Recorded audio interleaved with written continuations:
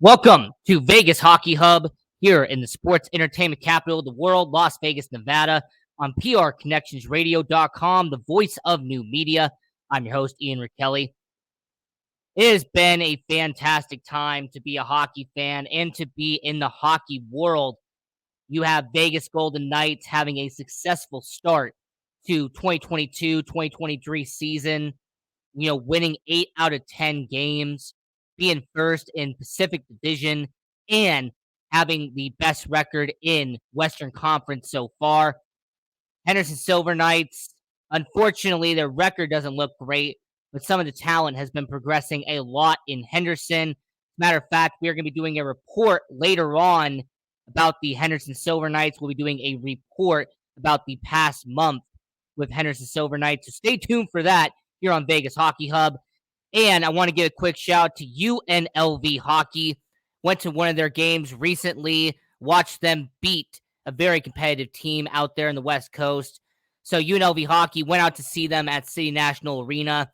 And like we do towards the end of every show, we recommend watching and supporting junior hockey. So regardless if it's UNLV Hockey, Las Vegas Thunderbirds, or Henderson Silver Knights, go out and support junior hockey. Go support minor league hockey.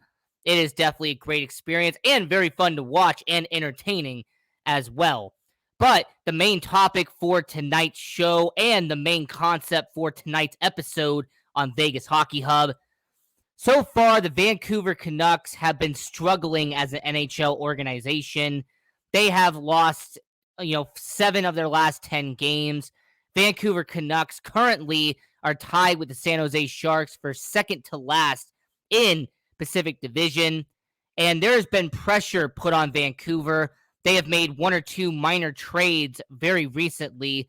And Vancouver, there's even been discussion about Bruce Boudreau and if maybe Barbecue Bruce might be on his way out in Vancouver. But until then, there's a lot to look forward to in terms of NHL organizations seeing Vancouver and potentially dialing them in as a trade partner at the NHL trade deadline later in the season. Because yes, it is early on in the NHL season. It is early on for most people. They're not going to look at the NHL trade deadline right away. But here on Vegas Hockey Hub, we like to analyze and like to examine the NHL and see what's going to happen 4, 5, 6 months down the line.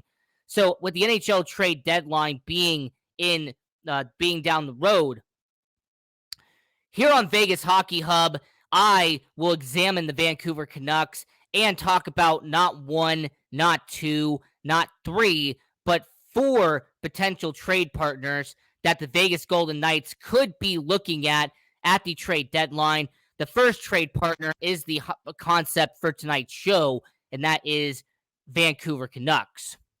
And with Vancouver, they have 4 players who Vegas could go after.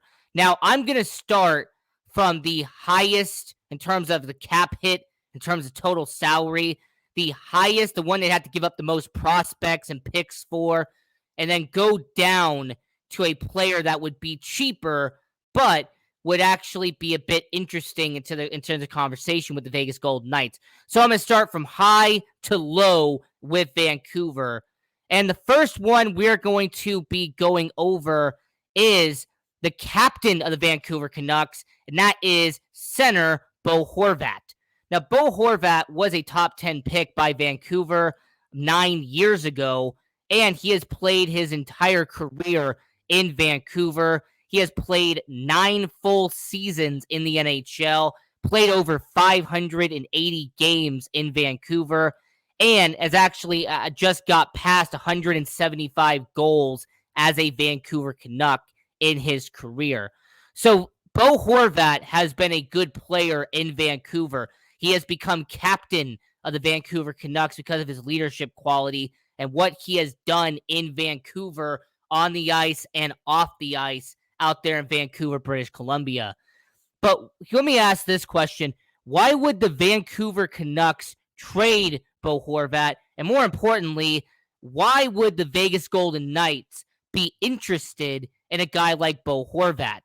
Well, really, to examine that, you have to examine his last 2 years in Vancouver and really analyze what value he would have with Vegas if Vegas Golden Knights went out and traded for Bo Horvat. As you can see on the screen right here, he had a 30-goal season in Vancouver the past season, put up over 50 points, and this was all in 70 games. He actually missed 12 games last year due to injuries. And so far in 2022, 2023, he has actually had 8 points in 9 games. So Bo Horvat is actually averaging less than a point per game in Vancouver so far. And last season, he averaged around 0.75. So essentially 2/3 every single time. Now, when it comes to Bo Horvat, not even examining his past 2 years, but what he has done since going to Vancouver. I mean, he had a 20-goal season in 2016. He had a 20-goal season in 2017, a 25-goal season in 2018, and then went a little bit down to a 20-goal season in 2019. But Bo Horvat, since 2016, has hit 20 goals or more 5 of the past 6 years. This is the same guy in Bo Horvat who has hit the 45-point mark in 5 of his 9 seasons in Vancouver. And if it hadn't been for a shortened 2020-2021 season, he would have actually gotten to 45 points because he had 39 points in 56 games in that shortened season. So Bo Horvat has talent. He has a level, and he has actually been somebody who's been consistently getting 20 to 25 goals every single season. Now, Bo Horvat, also the interesting part about him is you have to analyze and you really have to discuss with Bo Horvat, does Vegas need a Bo Horvat? Does Vegas really need someone like him in that organization? Because the center position has actually been one of the best in terms of depth for the Vegas Golden Knights. Not only is Chandler Stevenson a center at his natural position, but Jack Eichel, who's really become the face of the franchise, averaging a point per game in Vegas, he is your top center. William Karlsson's had a rebound year so far. He is your second-line center. Brett Howden and Nicholas Waugh, they have been able to share minutes as your third-line center in the NHL. And when it comes to the Henderson Silver Knights, they actually have some centers in the AHL that can be called up if have to, like Paul Conor, for example. So the Vegas Golden Knights actually don't need a guy like Bo Horvat in terms of depth because the Vegas Golden Knights have plenty of centers. But what Vegas could use Bo Horvat for is if you want to win a championship. If the Vegas Golden Knights want to win a Stanley Cup, bringing in a Bo Horvat, a guy who can score 20-plus goals a year, would be a good idea for a playoff run. Because Vegas has been, unfortunately, lacking in terms of offense the past few seasons in the Stanley Cup. When they went up against Montreal, when they went up against Dallas, when they went up against teams that were better offensively, they were not able to match the production in terms of scoring goals in the postseason in 19 and 20. And unfortunately, they missed the playoffs in the 2022 playoffs, so you really didn't get to see the offensive production there. So Vegas adding Bo Horvat is not about depth, but it's about goal scoring. Because Bo Horvat can score more goals than Nicholas Waugh can. He can score more goals than Brett Howden can. And recently, he's been able to score more goals than William Karlsson has been able to. So, Bo Horvat would be an upgrade to Vegas and would be a middle six center for Vegas when it comes to goal scoring and bringing someone in to be an elite goal scorer for Vegas. Now, what would you have to give up for Bo Horvat? Well, you have to examine his contract in order to understand what Vegas would have to give up. Bo Horvat has a $5.5 million cap hit, currently has a total salary of $4.45 million, but the one positive for Vegas and one positive Vegas could use is that he would be a free agent this upcoming offseason. If Vegas wanted a rental to go all in for the Stanley Cup, if Vegas wants to bring in someone that can help them win a Stanley Cup and then go earn some money someplace else, Bo Horvat would actually be a great guy to have. Because Bo Horvat, he would only have to have him for 20, 25 games in the regular season. And then if you make the Stanley Cup finals, you would have to play 30 games maximum, maybe 25 games minimum with Bo Horvat in the lineup if you are the Vegas Golden Knights. So, Vegas getting Bo Horvat, all it would do is that it would add an extra body on offense. It would add someone who could take some time and take some pressure off for Jack Eichel, could take some goal scoring off of the pressure on the top six. So, when it comes to Bo Horvat, what you would have to give up for him would definitely have to be very expensive. It would not be just a small deal to get him. As a matter of fact, what you would need to give up for a Bo Horvat would be something like this trade. You would have to give up a player on the bottom six. You have to give up an NHL player in that deal in order for Vancouver to get something back. You would probably have to give up someone like a Brett Howden, someone like a William Carrier. You would have to give up someone like Keegan Kolazar, someone who is already on your roster, someone who has a cap hit, somebody who essentially you would be using as the money part of the deal to kind of level it out. You would have to give up your top prospect. That would be Brendan Brisson, and you probably would give up a second-round pick. So a trade offer for Bo Horvat up in Vancouver is that you would give up a player like Brett Howden, you would give up Brendan Brisson, and a second-round pick to acquire a guy like Bo Horvat for half a season so you can make a Stanley Cup final run. Now, if you are watching around the world, would you be willing to do that? If you are a Vegas Golden Knights fan, if you're a hockey fan who's watching this show on YouTube and all the other platforms we put this show on, if you're Vegas, would you be willing to give up Brett Howden, Brendan Brisson, and a second-round pick to get a guy like Bo Horvat? Or would you pass and try to go for someone who wouldn't cost as much, but could bring some value to the middle six in Las Vegas? Because if it's not Bo Horvat, then you move on to the next guy in line, and that is Conor Garland, who is a right wing for the Vancouver Canucks. And not only is he a first-line winger out there in Vancouver, but he is someone who has been in the NHL for a good amount of years. Conor Garland, 26 years old, was a former fifth-round pick by Arizona back in 2015.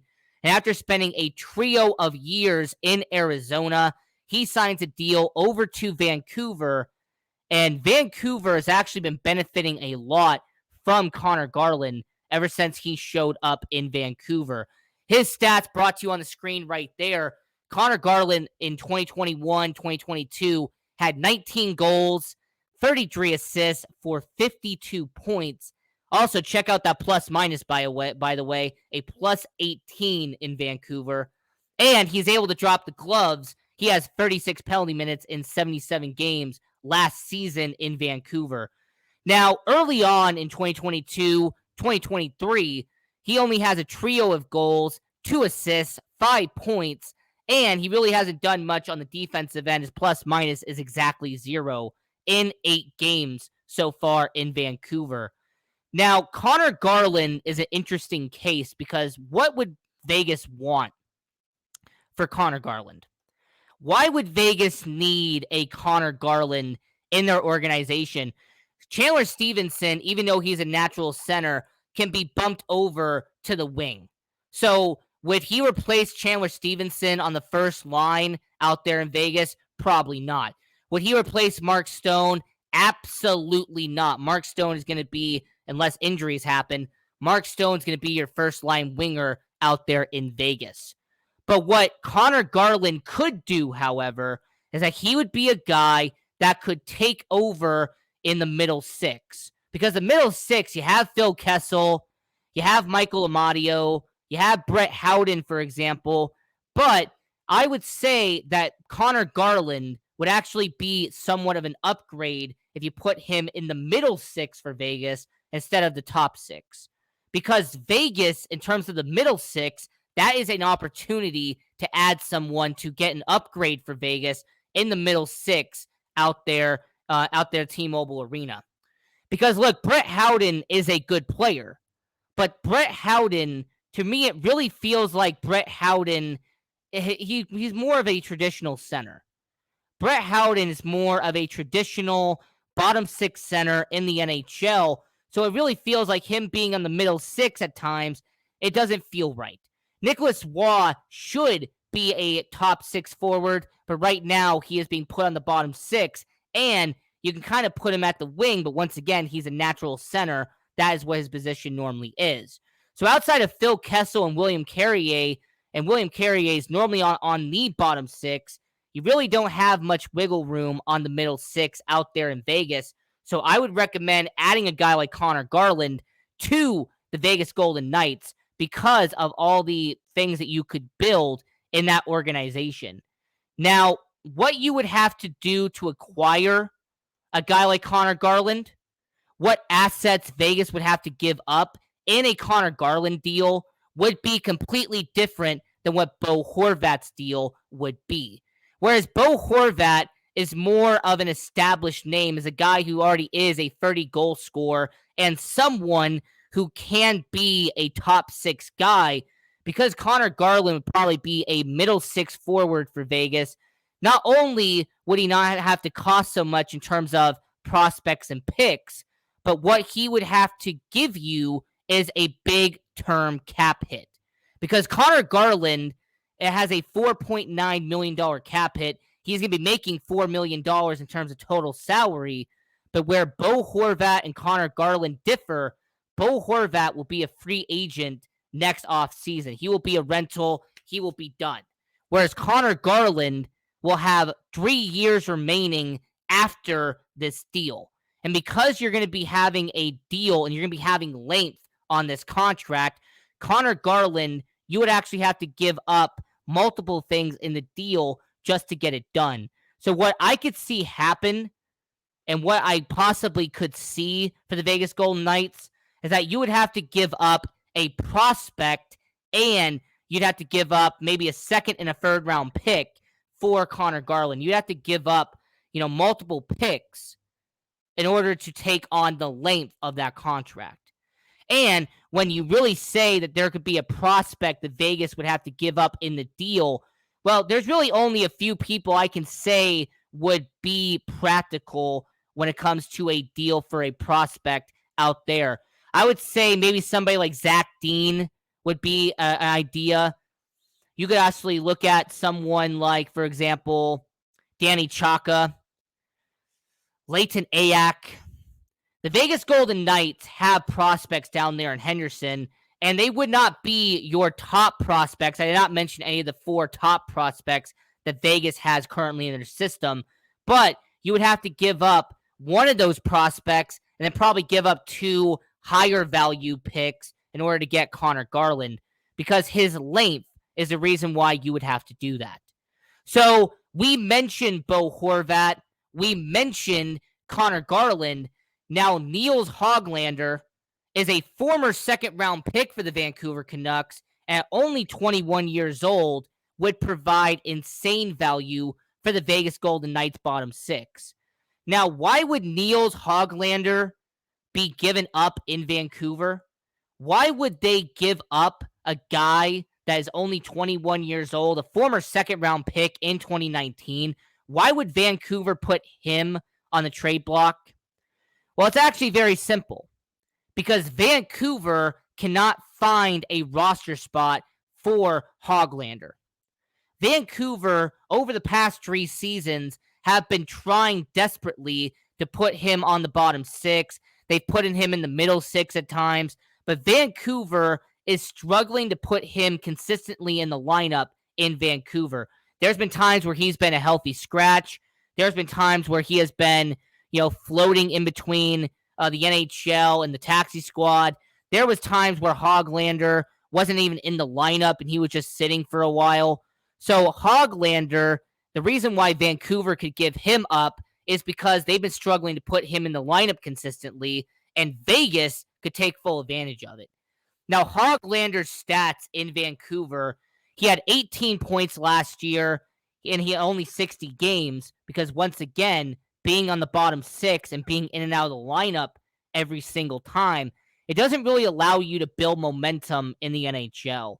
It really does not build any type of opportunity for Nils Hoglander to be a consistent force for the Vegas Golden Knights, to be a consistent presence in Vancouver, whereas Vegas could actually build his presence, could actually build momentum out there in Vegas. And also, anyone who watched his statistics heading in to the NHL, you will know that he has the talent in the NHL. This is a guy who played in the SHL. This is a guy who played in the World Juniors Championships for Sweden. So because he played for Team Sweden, because he's played in the SHL, he is someone who has been playing 3 years professional hockey at 21 years of age, and he just really needs a chance to have a everyday position in the NHL. So Vegas getting him actually wouldn't be as complicated as it should be. As a matter of fact, I would say that if Vegas gave up a 5th-round pick, if Vegas gave up a 6th-round pick, if Vegas called Vancouver right now and offered a draft pick for Nils Hoglander, I actually believe the job would be done. Because Vancouver, once again, is selling, and selling.